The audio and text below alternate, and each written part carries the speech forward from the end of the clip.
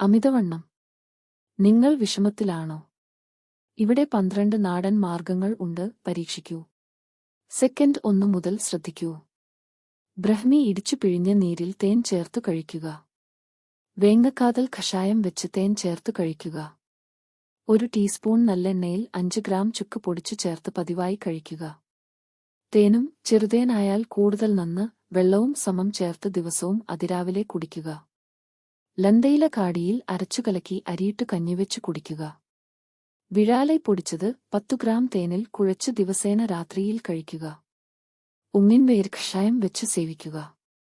കറിവേപ്പില കഷായമുണ്ടാക്കി നെയ്യ് ചേർത്ത് കാച്ചി ദിവസവും രാവിലെ സേവിക്കുക. കന്മദം പൊടിച്ച് തേനിൽ അതിരാവിലെ കഴിക്കുക. കരിങ്ങാലിക്കാതൽ കൊണ്ട് കഷായം വെച്ച് അതിൽ തേൻ ചേർത്ത് ദിവസേന കഴിക്കുക. ചുക്കും കരിങ്ങാലിയും ഇട്ട് വെള്ളം വെന്ത് പാതി കുറുക്കി കുടിക്കുക.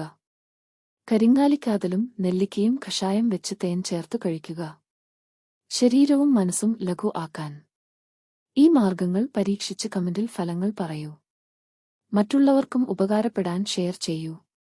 ഇതുപോലെയുള്ള കൂടുതൽ വീഡിയോയ്ക്കായി ഫോളോ ചെയ്യൂ.